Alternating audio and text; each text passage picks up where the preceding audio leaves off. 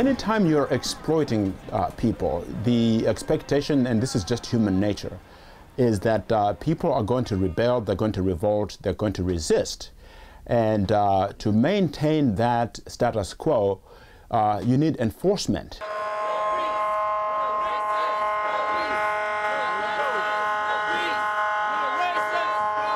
What the cops, what the police are in fact doing in these neighborhoods is enforcing an economic system that is based on exploitation.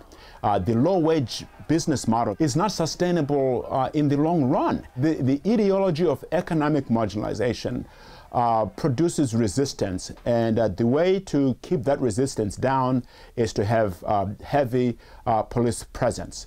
And so that's essentially what the police are doing in these neighborhoods. There's an economic angle to this. It's not just, suppressing, unruly people in the community and keeping safety and fighting crime. We need to understand where that crime is coming from. That crime is a byproduct of economic marginalization. When you keep wages down, people find a way to survive. For those of you who don't know why we are out here because justice has not been served, because America is absent of justice, because the hand of justice has been broken, because this system has continued to screw us over and over again, and we are saying that at this point we are restless. We are not tired, because when you are tired, then sleep shortly follows, and we've been asleep long enough. So we are standing and we're saying, America, no more. We're saying police department, no more. We're saying racism, no more. We're saying economic inequality, no more. We are standing for justice. And for those of you who constantly ask the question, what would Dr. King say? The answer is simple. The hottest places in hell are reserved for those individuals who, in the time of moral crisis, maintain their neutrality. If you stand for nothing, then you fall for anything. And so here we are standing for something. We're standing for justice, because justice has not prevailed. Because the grand jury continues to show that police have more rights over our lives than we have. And we are saying no more. We are saying we won't stand for it. Because you have to recognize, first of all, that the police are the ones who uphold the law. But if the law is meant to uphold the will of the people, and the police are killing the people, then you have the law that's in essence killing the people. The system is flawed. And every person that's out here right now, we are doing this to fix our system, our country, our home. We need to move. We do not have time to speak and entertain cameras. We are here for the movement. Let's go.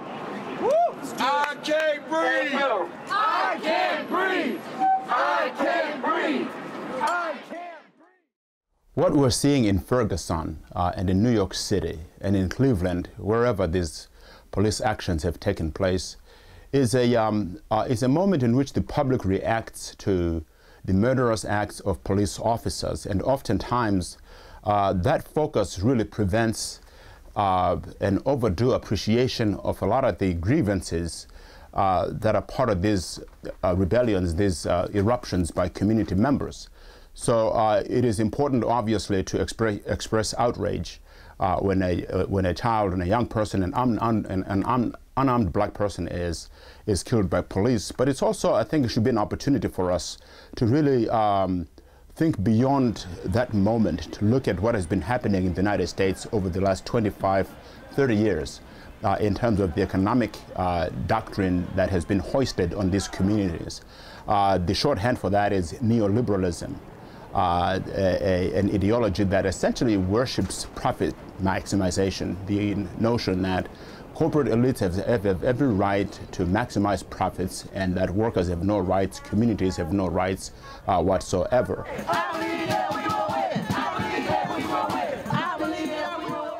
Over 1 billion burgers sold, but your paycheck doesn't reflect that. You still must go out and get government assistance. Something is wrong with that picture. They're paychecks go up. They don't have to worry about Christmas dinner. You still have to make ends meet. You can't even afford to take your own family to where you work at. Something's wrong with that picture, and we're here to help. What do we want? 15. When do we want it? Now. And if we can't get it, shut it down. If we can't get it, shut it down. So what we have here is an economic system that has created conditions in many communities of color, conditions of economic desperation, and that economic desperation creates a reaction.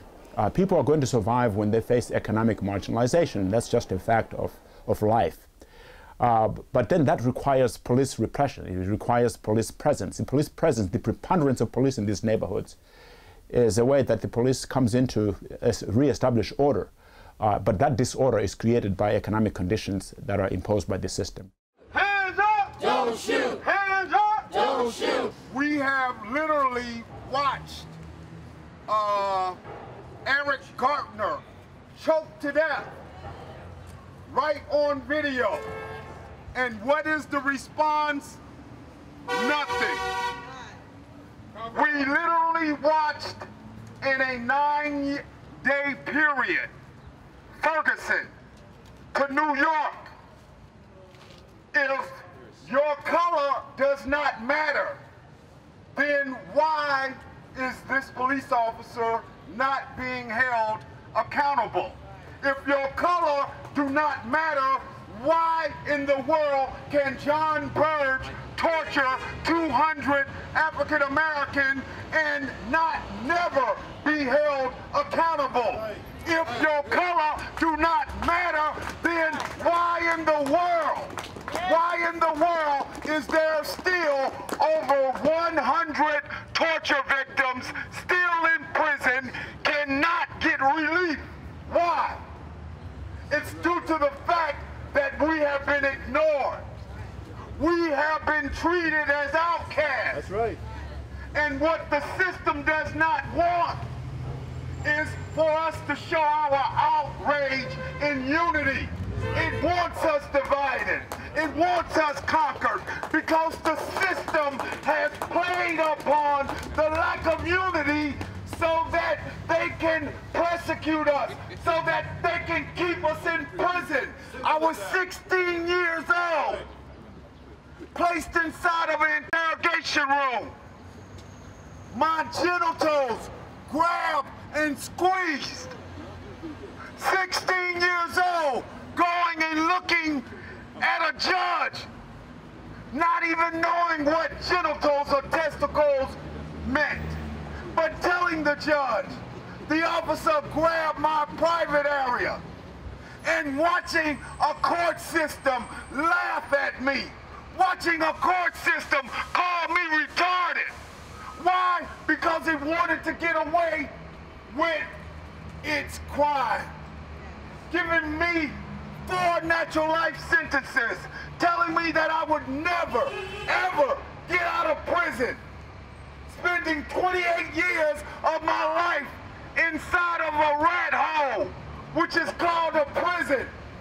I say enough is enough. Rahm Emanuel, every Alderman, all 50 of them, must be held accountable. Clearly, the grand jury system does not work to indict killer cops. Some of you who are close followers of the news may remember 4 years ago, homes on the north side raided by the FBI. That's me. 25 FBI agents in my house for 12 hours. Why? Because of my political activity. Because I didn't just oppose the unpopular wars like Iraq and Afghanistan. No, we went further. We opposed all the damn wars. And in particular, we took the side of the Palestinians. Right. And you know, in this country, taking the side of Palestine, that's going too far for the authorities. They called us and said, you have to testify to a grand jury. And our lawyers said, oh no, you don't want to testify to a grand jury, because a grand jury, you don't have the right to have your lawyer present. In a grand jury, you don't have the right to cross-examine their witnesses. In a grand jury, you don't have the right to take the fifth. You cannot refuse to incriminate yourself. A grand jury brings an indictment 98% of the damn time, and they could not indict Darren Wilson and the murderers in New York. They didn't indict them because they never had any intention of indicting them. This is a rigged job. The only thing that's going to bring justice is organization in the community. That's it. You're going to bring justice. They keep people down because there is a system in place that profits massively. They need us to live in fear. They need us to be compliant. They need us to do what they tell us to do. And we have to stand up and say, no more. Mike Brown, Eric Gardner, that's what Eric Gardner said. He said, it ends here. It ends here. This shit has to stop. Yes. We continue to protest after each killing. We continue to demand after each killing that the officer be held accountable. We say in Chicago, we're promoting a model to establish this Civilian Police Accountability Council. As of now, the folks on the investigative body, IPRA, and on the Police Review Board, they're all police. A report just came out today from a WBEZ reporter who said in his report they found that the investigative body and the Police Review Board are heavily stacked with police officers or former police officers. And so how can we expect fairness out of them? Just like it's been explained, people are dying on video here. They're dying on video. And still, no charges are being made against these officers. Now, I come out of the labor movement, United Auto Workers, Local 551. Right. All right. And what we have found is that members of labor unions and families are being affected by this police violence. Mike Brown's mother, Leslie McSpack, she's a member of UFCW, Local 88. In New York, the mother of Ramali Graham, who was 18 years old, and they came and kicked down the apartment door and shot him in the bathroom. No warrant, nothing. His mother was a member of SEIU, Local 1199 in New York. Here in Chicago, at my own local union, a young man, 15 years old, with autism, who had a butter knife in his hand, was killed by the police because they said they felt threatened by it. Well, his mother is a member of UAW Local 551, Daniel Watts. And so this violence is affecting all sectors of our community. They don't care. The only criteria that they have to kill you is the color of your skin. They don't care. They don't respect, they don't look at black people as being equal to them as human beings, and that's the bottom line. That's why it's so easy for them to kill us. This is a racism that's generational and has been passed down from generations to the current police that you see today. Their parents were racist. Capitalism has always depended on the availability of cheap labor. And black slaves from Africa became an important feature in the advancement of capitalism. the slave system where people worked for free. The U.S. capitalism, the evolution of capitalism in the United States has to be seen in that sort of larger historical context in which it needed a permanent supply of cheap, in fact, free labor. The unfortunate thing is that it required that poor white people also believe in racial supremacy, right? Even though you could argue that the presence of slavery had the effect of driving down wages. It put downward pressure on wages, even for those white people. But when you superficially get them to believe that they, in fact, are superior, and so it has always been important for white people in the United States, who are not part of the merchant class, to actually believe in racial supremacy, even when their conditions are declining and being impacted by cheap black labor. Don't shoot! Don't shoot! In this moment, we have officials reacting to what happened in Ferguson and what happened in New York and other places. They're reacting now. They're having the usual, commissions and, sort of gatherings in which, they're trying to figure out what the solutions are. And one thing that keeps coming up is this need to train police and to improve relationships between the community and the police, and to increase racial sensitivity. And this is really surface stuff. We just had a midterm election in which Democrats in particular were in full flight from a full-blown economic justice agenda. They talked about the minimum wage, but the issue of the minimum wage for Democrats has become more of a device to turn out voters during election than a heartfelt, a deeply felt ideology. It's no longer in their DNA to advocate for economic justice, because both parties had become captive to Wall Street, and they've become captive to corporations. So we don't have a political party right now in the United States that is really fighting for economic justice for workers. Eric Garner, Michael Brown, ain't no justice, shut it down. Eric Garner, Michael Brown. There is an irony here in which we have an economic model that has depended on paying workers low wages. When you pay low wages, you're essentially impoverishing communities.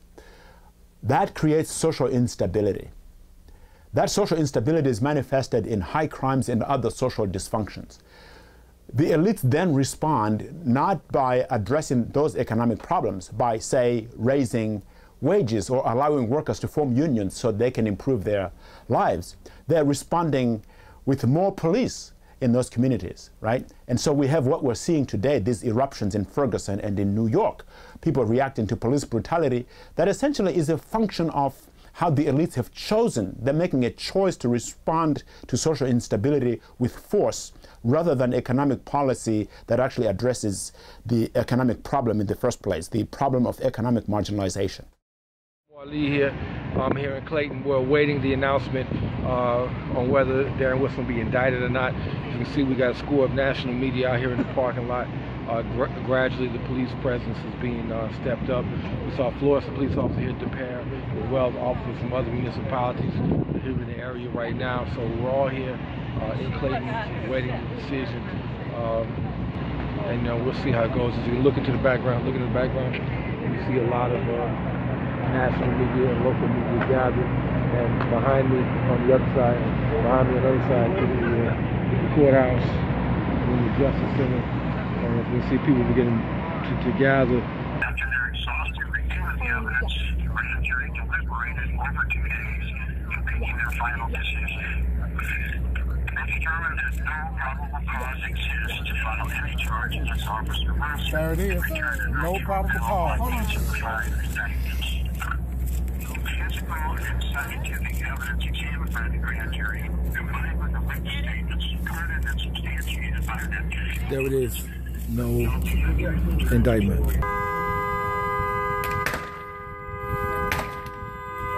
Okay, guys. Police once again firing tear gas. The people throwing it back.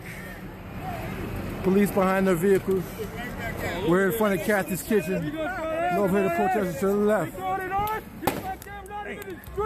Came right to us. Give me one of them motherfuckers.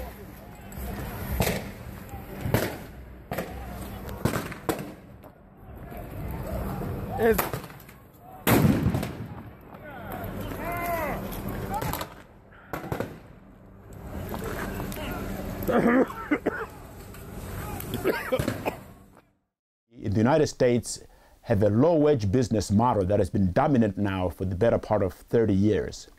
But when people are marginalized, they're going to react, and that reaction is manifested in many, many ways, among them crime. And that, of course, requires a police presence. It requires police repression to sort of enforce order. So the system itself creates conditions that then require it to bring in an over-militarized presence in these communities. And so it's a cycle that is self-perpetuating.